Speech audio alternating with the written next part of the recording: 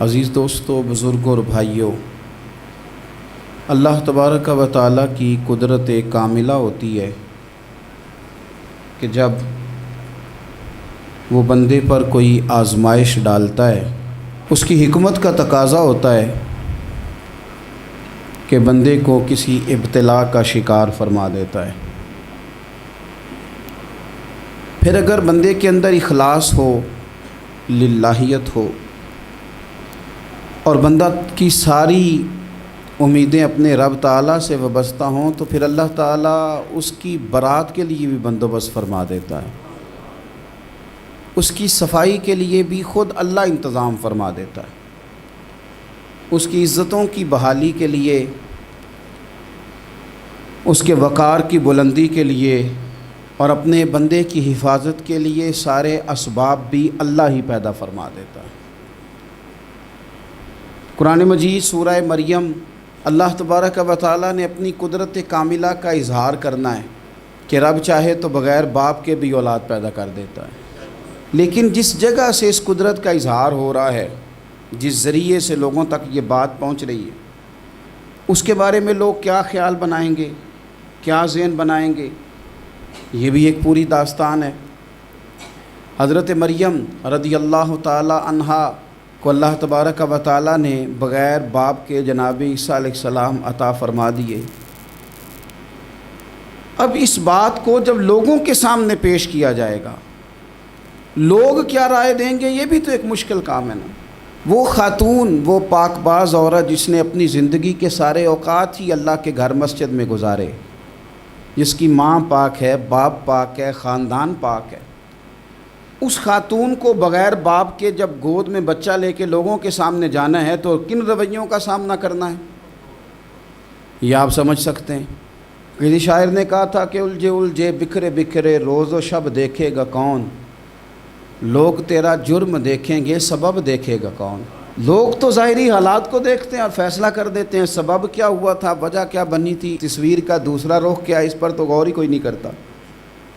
اور پھر مخلوق تو فنکار ہے اس درجہ کے پل بھر میں، سنگے در کعبہ سے بھی اصنام تراشے، تم کون ہو کیا چیز ہے داغ کبابی۔ لوگوں نے تو مریم پہ بھی الزام تراشے، بڑے بڑے باعزت باوقار لوگ، اور ذرا سا کہیں کوئی نقطہ لوگوں کو نظر آتا ہے تو لوگ اس نقطے کو بہت بڑا قصہ بنا لیتے ہیں، بہت زیادہ داستان سرائی کرتے ہیں، نیک لوگوں کو بڑی تکلیف پہنچاتے ہیں۔ لیکن اگر وہ شخص سچا ہے اور اپنے رب کی بارگاہ میں وہ صاف ہے تو پھر اسے زیادہ وضاحتیں دینے کی ضرورت بھی نہیں، اور ویسے بھی جب لوگ بہت زیادہ مخالفت کر رہے ہوں تو وضاحتیں دینا کام بھی نہیں آتا، اس وقت صفائی دے کے انسان مزید الجھتا چلا جاتا ہے۔ حضرت مریم کی گود میں جناب عیسیٰ علیہ السلام تشریف لے آئے تو جناب مریم کو حکم تھا کہ آپ نے بولنا ہی نہیں، آپ نے بات ہی نہیں کرنی، آپ خاموش رہیں۔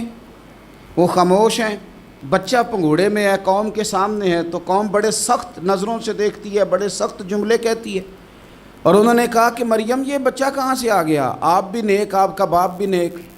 تو جناب مریم نے کیا کہا، قرآن مجید سورہ مریم کی آیت نمبر 29 دیکھیے، فَأَشَارَتْ إِلَيْهِ، تو جناب مریم نے نا پنگوڑے کی طرف اشارہ کیا، جناب عیسیٰ کی طرف اشارہ کیا، توجہ ادھر کی، فَأَشَارَتْ إِلَيْهِ، بچے کی طرف اشارہ کیا، گویا اس سے پوچھ لے تو قوم کیا کہتی ہے۔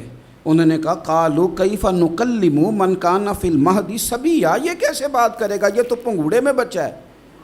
پنگوڑے میں بچے بھی کبھی بولے ہیں، وہ بولتے ہیں بھائی، پر جب رب چاہے، اور جب اللہ اپنے بندوں کو صاف کرنا چاہے، اور جب رب اپنے بندوں کی عزتوں کا محافظ بنے تو بچے پنگوڑوں میں بھی بولتے ہیں۔ جناب یوسف کے لیے بھی بولا تھا، جناب عیسیٰ بھی پنگوڑے میں بولے تھے، جناب جریج کے لیے بھی بولا تھا، بچے بولتے ہیں، لیکن کب، جب رب چاہے۔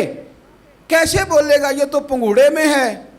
لیکن جب انہوں نے دیکھا نا بچے کی جانب، آپ نے منہ سے نہیں کہا، وہاں تو حکم تھا چپ رہنا ہے، وہ خاموش تھی، پنگوڑے کی طرف اشارہ کر کے کہا اس سے پوچھ لو جو پنگوڑے میں ہے۔ تو جناب عیسیٰ پنگوڑے سے بولے اور سیدھے ہاتھ کے اشارے کر کر کے بولے، کیا کہتے ہیں، فرمانے لگے قال انی عبد اللہ۔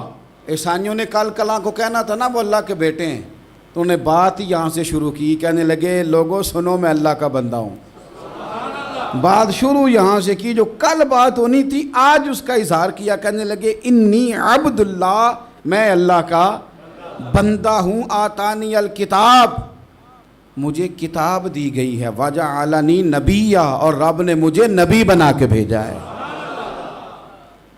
10 منٹ پہلے جناب مریم کے بارے میں رائے لوگوں کی اور تھی، اور 10 منٹ کے بعد اور تھی۔ 5 منٹ پہلے باتیں اور تھیں، اور 5 منٹ کے بعد باتیں اور تھیں۔ جب رب بندوبست کر دے، جب اللہ اہتمام کر دے، میرے بھائی ضروری تو نہیں کہ ہم پریشان ہی رہیں کہ یار یہ کام میں نے کیا نہیں، میرے کھاتے ڈال دیا گیا، یار اس جرم کا میں مجرم ہی نہیں اور میرے منہ پہ سیاہی ملنے کی کوشش کی جا رہی، یہ میرا کھاتا ہی نہیں اور لوگ مجھے تکلیف دے رہے ہیں۔ ضروری نہیں کہ آپ ہی وضاحت کریں، میرا رب بھی بندوبست فرما دیا کرتا ہے۔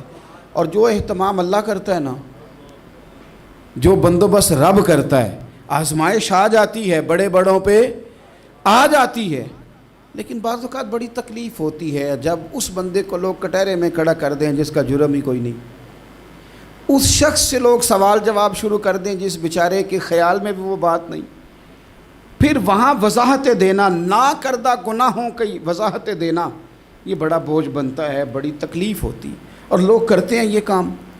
پھر اللہ تعالیٰ جب بندوبست فرمائے، صحیح بخاری میں حضرت جریج کا ذکر فرمایا، جریج نفل پڑھ رہے تھے، ماں نے آواز دی، وہ آ نہیں سکے، نماز میں تھے، ماں ناراض ہو گئی، اس نے ہاتھ اٹھا کے کہا اللہ یہ اتنی دیر تک مرے نہ جب تک کسی بری عورت کا منہ نہ دیکھ لے۔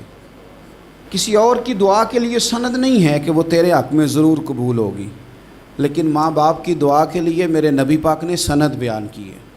سید عالم صلی اللہ علیہ وسلم فرماتے ہیں جب بھی ماں باپ اولاد کے لیے ہاتھ اٹھاتے ہیں رب ضرور قبولیت کا شرف عطا کرتا ہے۔ تو جہاں سند موجود ہے نا، کچھ افتتاح ابا جی سے بھی کرا لینے چاہیے، کچھ کام شروع کرنے سے پہلے صرف اماں سے ہی دعا کرا لینی چاہیے، یہ والا افتتاح بھی بڑے کام کا ہے کیونکہ یہاں سند بیان کر دیا میرے نبی کریم۔ تو جناب جریج کی ماں ناراض ہو گئی، کہنے لگی اللہ اس نے میری بات نہیں سنی، اب تھے تو وہ نیک، لیکن رب کریم کی حکمت کا تقاضا ہے، ماں کی دعا کو بھی قبول کرنا تھا، اللہ نے آزمائش میں مبتلا کر دیا۔ والدہ تو چلی گئیں، وہ ایک خیمے میں، ایک کٹیا میں، ایک جھونپڑی میں عبادت کرتے تھے، اللہ کو یاد کرتے تھے، رب رب کرتے تھے، اور لوگ ان کی بڑی تعریف بھی کرتے تھے، لوگ ان کے ارادت مند بھی تھے، عقیدت مند بھی تھے، اہل محبت بھی تھے۔ ایک عورت آ گئی، بس وہ اللہ کی حکمت پوری ہونی تھی، اس نے آ کے پہلے تو انہیں اپنی طرف مائل کرنا چاہا، جب نہ مائل ہوئے تو الزام لگا دیا۔ یہ ہمارے دور کا تقاضا ہے، لوگ پہلے آپ کو اپنے حق میں قائل کرتے ہیں، اپنی فرما برداری میں لانا چاہتے ہیں، اگر آپ نہیں آتے تو پھر وہ آپ کو مجرم قرار دے دیتے ہیں، یا میرے ساتھ چل ورنہ پھر میں تیرے خلاف پراپوگنڈا کروں گا۔ دو ہی باتیں، پہلے اس نے قائل کیا، جب جناب جنید قائل نہ ہوئے تو اس نے قریب ایک چرواہا تھا، اس چرواہے کے ساتھ جا کے منہ کالا کیا، مقررہ وقت پہ بچہ پیدا ہو گیا، لوگوں نے کہا کس کا ہے؟ کہنے لگی اس خانقاہ میں، اس حجرے میں عبادت کرنے والے کا ہے۔ اگر کسی دیندار پر ذرا سا بھی الزام لگ جائے تو آپ یقین کریں کہ بڑے بڑے خوفناک لوگ بھی نیک ہو جاتے ہیں، جن کا اپنا سارا ماضی کالا سیاہ ہو وہ بھی اجالوں کے راہبر بن جاتے ہیں، جن کی اپنی زبانیں ساری زندگی آلودہ رہی ہوں وہ بھی بڑے بڑے اعلیٰ سچ بولنے لگتے ہیں۔ اعلیٰ کچے میرے مکان کی دیوار کیا گری، لوگوں نے تو میرے صحن میں رستے ہی بنا لیے۔ بڑے لوگ آ جاتے ہیں پھر بڑا کچھ کرتے ہیں اور بڑے بڑے خوفناک جملے کستے ہیں، بس کو نقطہ جو ہاتھ آ گیا ایسا جیسے گرنے کا انتظار کر رہے تھے۔ اب جناب لوگ اٹھے، احتجاج شروع ہو گیا، شور پڑ گیا، یہ بابا بڑا نیک بنتا تھا، نفل پڑھتا تھا، عبادتیں کرتا تھا، دیکھو اس کا حال کیا ہے کہ اس نے ناجائز بچہ پیدا کیا۔ بغیر تحقیق کے میں کہہ چکا ہوں کہ الجھے الجھے بکھرے بکھرے روز و شب دیکھے گا کون، لوگ تیرا جرم دیکھیں گے سبب دیکھے گا کون، لوگ تیرا جرم دیکھیں گے سبب کوئی غور نہیں کرتا کہ وجہ کیا تھی۔ او بھائی کچھ تو مجبوریاں رہی ہوں گی، یوں ہی کوئی بے وفا نہیں ہوتا۔ الزام لگا دیا، شور ہوا، احتجاج ہوا، دنیا اکٹھی ہوئی، ان کا انہوں نے حجرہ گرا دیا، مارا بھی، پیٹا بھی، ایک نیک آدمی کو بدنام بھی کیا، برا بھلا بھی کہا، گالیاں بھی دیں، جو کر سکتے تھے کیا۔ اب جب سزا دینے لگے نا تو جناب جریج کہنے لگے تھوڑی سی اجازت دیتے ہو، مار تو تم نے دینا ہی ہے۔ کہا جناب ٹھیک ہے دیتے ہیں۔ انہوں نے کہا صرف 2 نفل پڑھنے ہیں۔ اب وہ نفل پڑھ رہے تھے تو لوگ اس وقت بھی کہہ رہے تھے فراڈ ہی کر رہا ہے، دھوکہ ہی دے رہا ہے، چونکہ ذہن بن گیا نا، بدگمانی آ گئی۔ انہوں نے 2 نفل پڑھ کے ہاتھ اٹھائے، کہا اللہ جانا تو میں نے ہے، پر اس رسوائی کے ساتھ جنازے تک نہیں خراب ہو جاتے، قبریں تک نہیں لوگ بدنام کر دیتے۔ کہا اللہ جانا تو ہے، پھر اس رسوائی کے ساتھ تو میری مدد فرما، اب تو میرا کیس تیری ہی عدالت میں ہے، تو رحمت کا دروازہ کھول۔ ہاتھ اٹھائے، دعا مانگی، نفل پڑھے، پورے مجمع پہ نظر دوڑائی، کوئی نہیں تھا سپورٹ کرنے والا۔ کل تک جو کہتے تھے نا تیرے لیے جیئیں گے، تیرے لیے مریں گے، ساری عمر ہی آٹا گدہ ہے، لکھاں کیتے نہیں پیڑے، اب وقت آیا ہی تے محمد بخشا کوئی نہیں ہو بیٹھا نیڑے۔ ایک بندہ بھی نہیں تھا، ووٹر سپورٹر ساتھ دینے والا کوئی نہیں تھا۔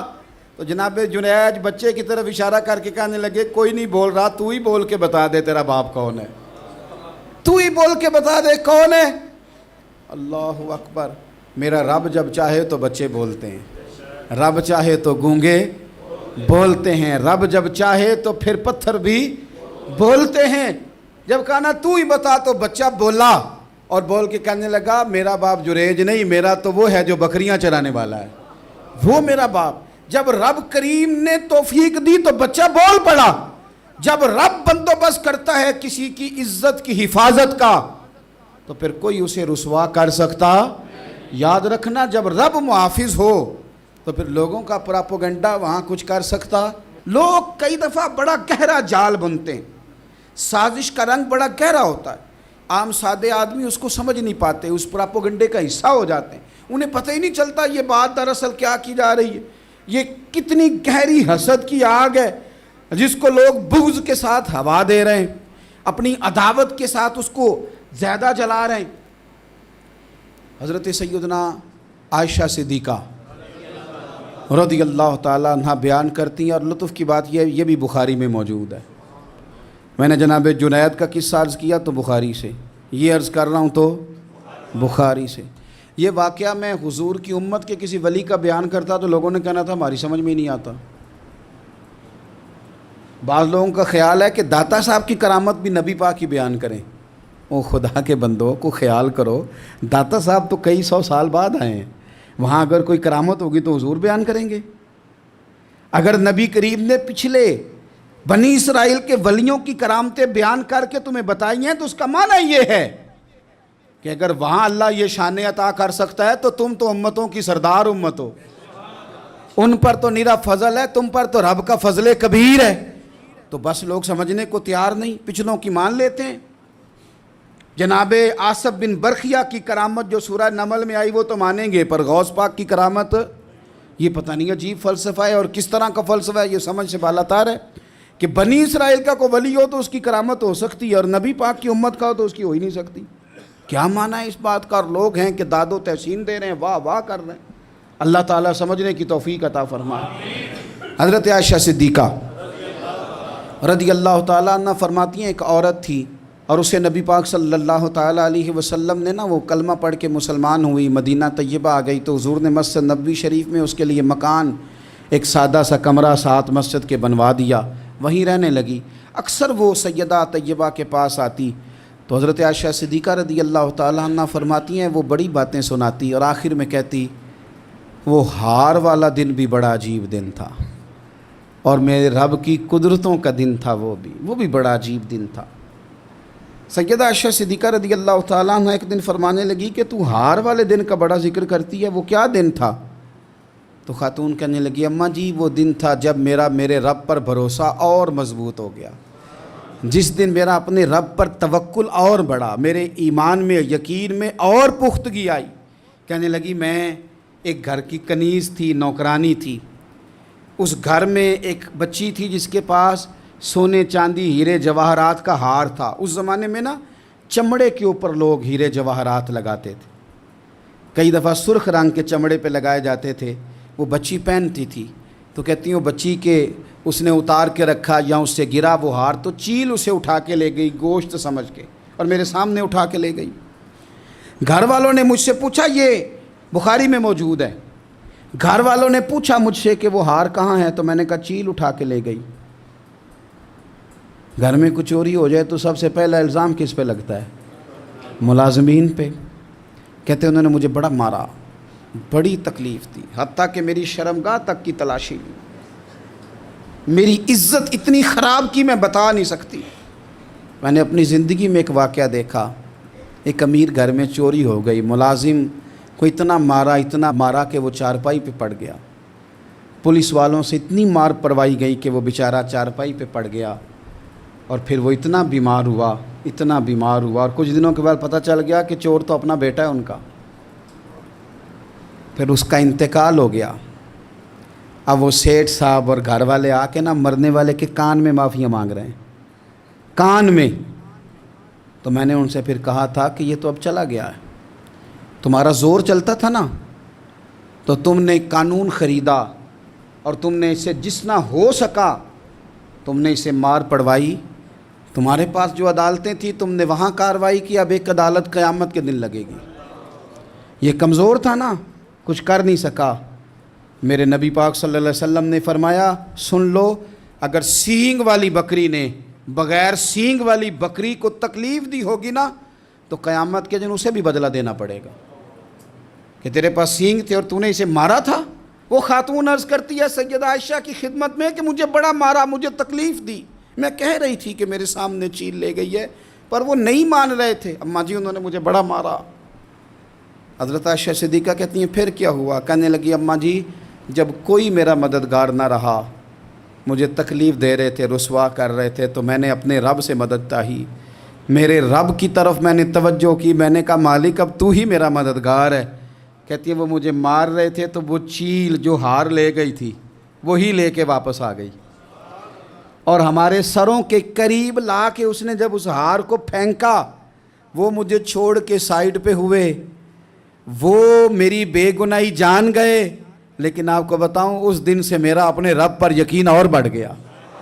مجھے سمجھ آ گئی کہ جب انسان پورا ٹوٹ جاتا ہے اور جب کوئی چاروں جانب اس کا مددگار نہیں ہوتا، تو رب تو ہوتا ہے نا، اللہ تو اس کا مددگار ہوتا ہے نا، وہ تو پھر اپنے اس بندے کی مدد کرتا ہے نا، پھر وہ تو توانائی دیتا ہے نا، وہ تنہا نہیں چھوڑتا، وہ تو آنسوؤں والوں کے آنسوؤں پہ بڑا کرم فرماتا ہے، وہ تو قسم پرسی میں آ جاتا ہے، اس کی رحمت بڑھ کے استقبال کر لیتی۔ تو بھائی جب آپ پر اللہ کی حکمت کے تقاضے پورے ہونے لگیں اور زندگی میں کبھی کوئی ایسا وقت آئے کہ آپ محسوس کریں کہ تنہا رہ گئے ہیں اور کئی اپنے بھی مخالفین کی جماعت میں نظر آنے لگے ہیں، تو اس وقت پھر دل، روح، زبان اور ذہن کو یکجا کر کے سمجھ لینا کہ جب ساری دنیا ساتھ چھوڑ جاتی ہے تو رب کی رحمتیں اس وقت بھی ساتھ رہتی ہیں، اور اللہ کی مدد اس وقت بھی بندے پہ کرم نوازی کرتی ہے۔ ایک اور حدیث سنیں، لطف کی بات یہ ہے یہ بھی بخاری میں ہے، یہ بھی واقعہ بخاری میں ہے۔ اللہ اکبر۔ ایک شخص نے ایک بندے سے قرض مانگا، اس نے کہا مجھے قرضہ دو۔ وہ کہنے لگا کہ کتنا قرضہ؟ اس نے کہا 1000 دینار۔ دینار سونے کا ہوتا تھا، درہم چاندی کا ہوتا تھا۔ 1000 دینار چاہیے۔ اس نے کہا کوئی گواہ ہے تیرے پاس؟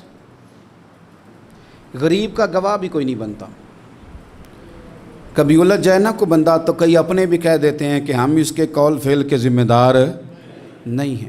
ایک غریب آدمی کو قرض کی ضرورت پڑ گئی، 1000 دینار چاہیے۔ میں کہہ چکا ہوں کہ درہم چاندی کا ہوتا تھا، دینار سونے کا، اب 1000 دینار لینا ہے۔ تو جس بندے سے اس نے کہا، اگرچہ وہ نیک بندہ تھا، اس نے کہا یار 1000 دینار دے دو، تو کہنے لگا کوئی گواہ ہے تیرے پاس؟ وہ کہنے لگا غریبوں کا گواہ کون ہوتا ہے؟ ہاں ایک گواہ ہے۔ کہا کون؟ کہا میرا رب، وہ تیرے اور میرے بیچ گواہ ہے۔ اس نے کہا کوئی کفیل، اگر تو پیسے نہ دے سکے تو وہ بعد میں دے دے، یا تجھے کچھ ہو جائے تو وہ دے دے۔ اس نے کہا کفیل بھی میرا اللہ ہی ہے، میرے پاس اگر ہے تو رب کریم کا نام ہے، اگر اعتماد کر سکتا ہے تو کر لے۔ بندہ نیک تھا، اس نے کہا رب کے نام پہ، رب کی کفالت پہ، اللہ کو گواہ بنا کے میں تیار ہوں تجھے 1000 دینے کو۔ اس نے 1000 دینار دے دیا، وقت واپسی کا طے ہو گیا، وہ چلا گیا پیسے لے کے۔ اس نے پوری محنت کی کہ میں نے وقت پہ پیسے لوٹانے، پوری محنت بھی کر لی، اللہ نے مدد بھی کر دی، پیسے بھی اس تاریخ کو اسے مل گئے، بعض لوگوں کا تو لوٹانے کا دل ہی نہیں نہ ہوتا۔ فرمایا حدیث پاک میں کہ تو لوٹانے کا ارادہ کر، رب تیری مدد بھی فرمائے گا۔ لیکن یہاں بہت سارے لوگ کہتے ہیں خیر ہے، ارادہ ہی نہیں، تو پھر جس طرح کا بندے کا گمان ہو رب بھی اسی طرح کا معاملہ فرماتا ہے۔ اس نے پیسے جمع بھی کر لیے اور واپس دینے کو تیار بھی ہو گیا، لیکن رستہ بحری جہاز کا تھا، کشتی کا تھا، دریا کے رستے واپس آنا تھا۔ اب وہ جب آ گیا دریا کے کنارے تو بڑی کوشش کی، پر وہاں اسے کوئی کشتی نہیں ملی۔ وقت پہ پیسے لوٹانے ہیں، سفر کرنا ہے، اب سواری میسر نہیں ہے، سوچ سوچ کے پریشان تھا کہ میں نے تو اللہ کے نام پہ لیے۔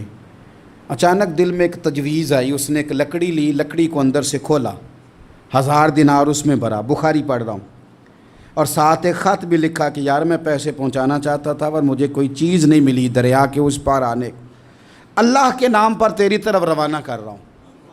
اور یہ کہہ کہ وہ لکڑی دریا میں رکھ دی، وہ لکڑی ڈوب گئی ہے، واپس آ گیا۔ وہ جس نے پیسے لینے تھے وہ عین مقررہ وقت پر دریا کنارے آیا، صبح سے سر شام تک اس نے انتظار کیا، دل ڈھلنے لگا تو دل میں خیال آ گیا کہ یار نہیں، اس نے دینے ہی نہیں، جھوٹا وعدہ کر گیا، پہنچا ہی نہیں وقت پہ۔ اب جب واپس لوٹنے لگا تو اچانک دریا میں ایک لکڑی تیرتی ہوئی دکھائی دی، کہنے لگا لے جاتا ہوں، شام کو روٹیاں پکانے کے کام آئے گی، ایندھن بنا کے جلا لوں گا، ہنڈیا پک جائے گی۔ لکڑی اٹھا کے جلانے کے لیے گھر لایا، گمان تھا کہ وہ نہیں آیا وعدہ کر کے، اللہ کو کفیل اور وکیل بنا کے اور گواہ بنا کے پھر بھی نہیں آیا۔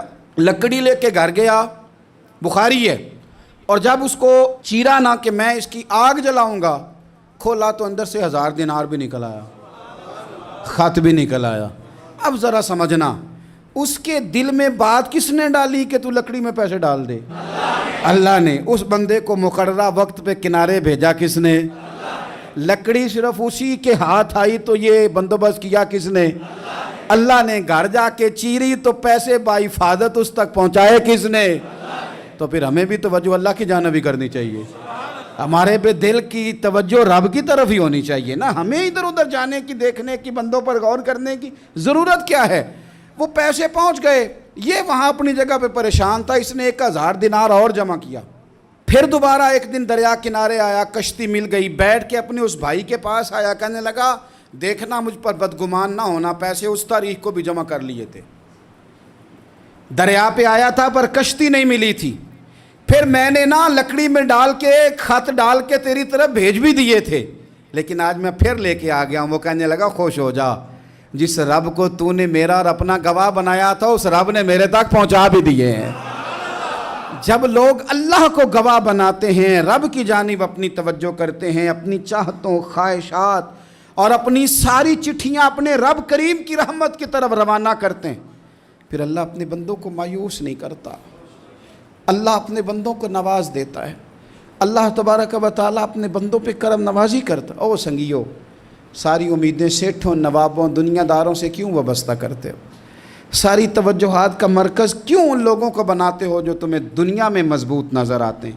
اپنی توجہات کا مرکز اپنے خدا کو بنائیے، اپنے مالک کی جانب اپنی ساری خواہشات کا رخ پھیر دیجئے، اپنی توجہات اپنے رب کی جانب کر لیجئے، وہ اپنے بندوں پہ بڑی کرم نوازی فرماتا ہے، وہ عزتوں کا بھی محافظ ہے، وہ پریشانیوں میں کرم نوازیاں فرمانے والا ہے، وہ ساتھ دینے والا ہے، وہ اس کی رحمت قریب آ کے بندے کو سہارا دیتی ہے، وہ اپنے فضل سے اپنے بندوں کی ہر مشکل میں دستگیری فرماتا ہے۔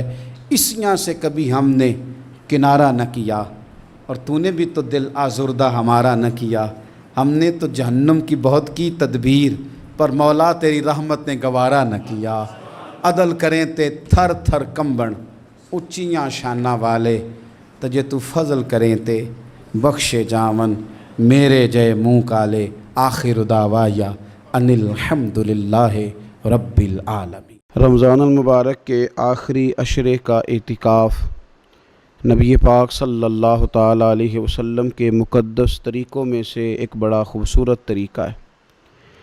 قرآن مجید نے ارشاد فرمایا، میرے گھر کو خوب صاف ستھرا کرو طواف کرنے والوں کے لیے اور اعتکاف کرنے والوں کے لیے اور رکوع اور سجود کرنے والوں کے لیے۔ نبی پاک صلی اللہ تعالیٰ علیہ وسلم نے ہر سال رمضان المبارک کے آخری عشرے کا اعتکاف فرمایا ہے۔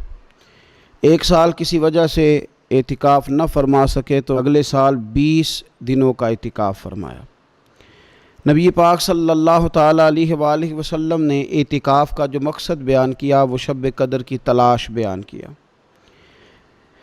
اعتکاف سے مراد یہ ہے کہ انسان سارا کچھ چھوڑ چھاڑ کے اللہ تعالیٰ کے گھر میں اس کی عبادت کے لیے، اس کو راضی کرنے کے لیے بیٹھ جائے، اور 10 دن جب وہ مسجد شریف میں حاضر رہتا ہے تو حضور صلی اللہ تعالیٰ علیہ وسلم فرماتے ہیں اللہ تعالیٰ اسے 2 حج اور 2 عمرے کا ثواب عطا کرتا ہے۔ اعتکاف کے اندر کچھ باتیں بڑی ضروری ہوتی ہیں، جیسا کہ انسان کو بلا ضرورت طبی مسجد سے باہر نہیں آنا، اس کو کوئی فضول بات نہیں کرنی، اس کو کوئی ایسا کام نہیں کرنا کہ جو شریعت اسلامیہ جس سے منع کرتی ہو۔ اس کے ساتھ ساتھ کچھ اعتکاف کے آداب بھی ہیں کہ اس نے 10 دن مسجد کے اندر رہنا ہے تو آخر اس نے کرنا کیا ہے۔ ہمارے ہاں لوگ مسائل پوچھ لیتے ہیں اور مسائل پوچھنے کے بعد پھر ان کی گنجائش سے بہت زیادہ فائدہ اٹھاتے ہیں۔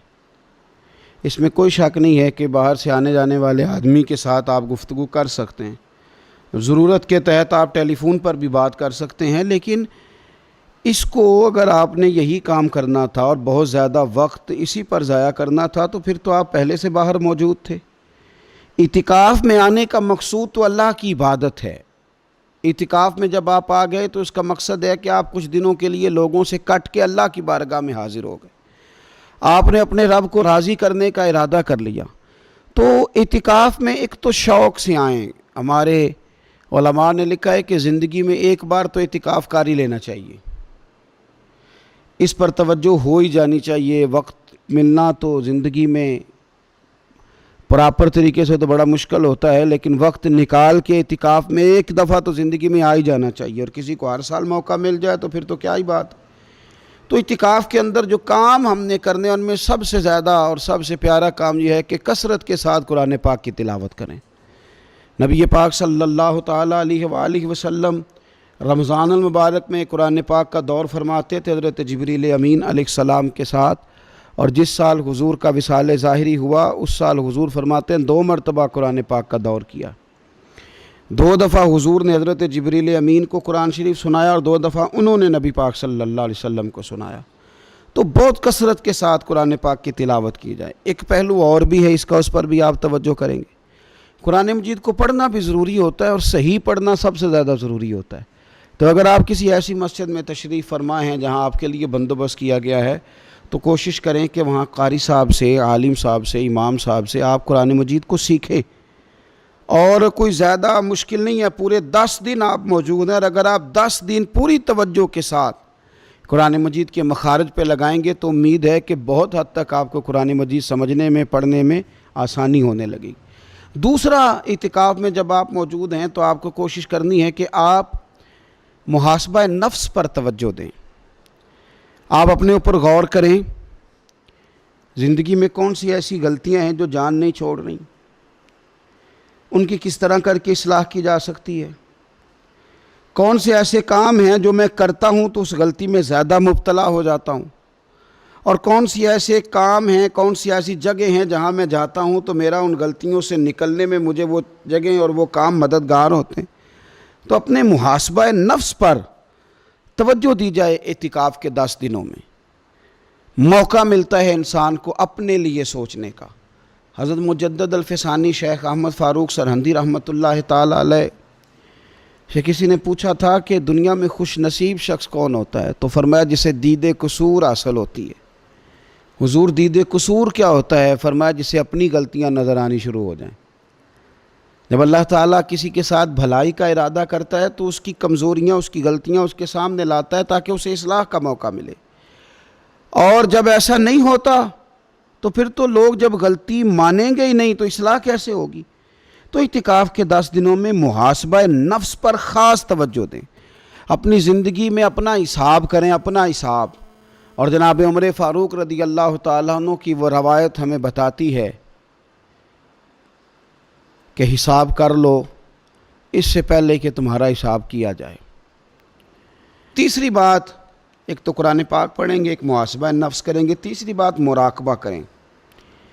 کچھ دیر کے لیے بیٹھیں، یہ غور کریں کہ رب تعالیٰ نے ہمیں نعمتیں کتنی عطا فرمائی ہیں، پھر یہ غور کریں کہ ان نعمتوں کے بارے میں، ان نعمتوں کے ساتھ ہماری عبادت کتنی ہے، ہمارا شکر کتنا ہے۔ زندگی اپنی کا حساب لگائیں، غور کریں کہ کتنا کچھ ہے جو ہمیں محنت سے ملا ہے اور کتنا ہے جو بغیر محنت کے ملا ہے، اور کون سی ایسی نعمتیں ہیں جن کا ہم نے شکریہ ادا کیا اور کون سی ایسی ہیں جن پر ہم نے کبھی توجہ ہی نہیں کی کہ یار یہ تو بہت بڑی نعمت ہے جو اللہ نے ہمیں عطا کی ہوئی۔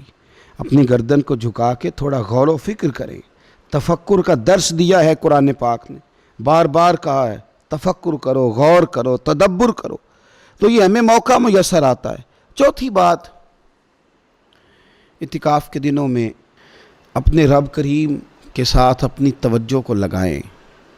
قرآن حکیم نے جو کہا نا کہ رب کی عبادت اس طرح کرو کہ تمہیں نا یقین حاصل ہو جائے، کھل کر اس کی بارگاہ میں سجدے کریں، دعائیں مانگیں۔ ہمارے صوفیہ فرماتے ہیں کہ ایک وقت آتا ہے کہ انسان کو خود اطمینان قلبی نصیب ہو جاتا ہے، اسے محسوس ہوتا ہے کہ واقعی میرا رب مجھ سے راضی ہے، اسے محسوس ہونے لگتا ہے کہ میں اپنے مالک کے قریب چلا گیا ہوں۔ وہ اس کثرت سے نفل پڑھتا ہے، اس ذوق کے ساتھ وہ اس کی بارگاہ میں دعائیں کرتا ہے، اس شوق کے ساتھ وہ تلاوت کرتا ہے، خود محسوس کرنے لگتا ہے کہ اب میرا دل لگنے لگ گیا ہے، اب میں دعا مانگتا ہوں تو مجھے لگتا ہے کہ قبولیت میری دعاؤں کے قریب آنے لگی ہے۔ اللہ نے ہمیں یہ موقع دیا ہے کہ ہم خوب اس پر توجہ کریں۔ پانچویں بات اعتکاف والوں کی خدمت میں یہ عرض کرنی ہے کہ پورے 10 دن ہمارے پاس موجود ہوں گے اور ہم نے مسجد میں ہونا ہے، تو کیوں نہ ایسا کریں کہ از اول تا آخر، صبح سے شام تک ہم ہر وہی کام اسی طریقے سے کرنے کی کوشش کریں جو طریقہ ہمیں رسول پاک نے عطا فرمایا۔ ہمارا کھانا، پینا، سونا، جاگنا، بولنا حضور کی اتباع میں لے آئیں۔ ہم ان 10 دنوں میں ہم پریکٹس کریں کہ ہم نے سنت کے مطابق، حضور کے طریقے کے مطابق سارے کام کرنے۔ آپ اگر یہ ارادہ کریں گے تو پتہ ہے مدینے والے محبوب علیہ السلام نے فرمایا جس نے میری ایک سنت کو زندہ کیا گئے گزرے دور میں رب اسے 100 شہیدوں کا ثواب عطا فرمائے گا۔ تو اتنا اعزاز ہے۔ تو ان 10 دنوں میں ہونا بھی مسجد میں ہے، ہونا بھی باوضو ہے، تو کیوں نہ سارے کام سیکھا جائے، پڑھا جائے اس سے پہلے کہ کھانا کس طرح کھانا سنت ہے، اور کس طرح بیٹھ کے کھانا سنت ہے، اور پھر کس طرح کر کے گفتگو کرنا حضور علیہ السلام کا مقدس طریقہ تھا، وہ کس طرح سے پھول جھڑتے تھے جن سے لوگ فیض حاصل کرتے تھے۔ تو اعتکاف میں اپنی مصروفیات کو ان 5 کاموں میں لگائیں۔ ایک تو تلاوت قرآن حکیم کریں، دوسرا محاسبہ نفس، تیسرا مراقبہ کریں، تدبر کریں، غور کریں اپنے اوپر بھی اور اللہ تبارک و تعالیٰ کی نشانیوں پر بھی، اور چوتھا یہ کہ کوشش فرمائیں کہ ہم اپنی عبادت کو، اپنی دعا کو، اپنے استغفار کو اس طرح کا بنائیں کہ ہمیں محسوس ہو کہ قرب الہی کے جانب ہمارا سفر ہے۔ اور پانچواں، ان 10 دنوں میں سنت اور شریعت کی وہ ساری چیزیں جس کا دین ہم سے مطالبہ کرتا ہے، اب تو ہم بالکل دنیا سے ایک سائیڈ پہ ہو کے بیٹھیں، اب تو اس طرف توجہ کریں۔ اللہ تعالیٰ سمجھنے کی توفیق عطا فرمائے۔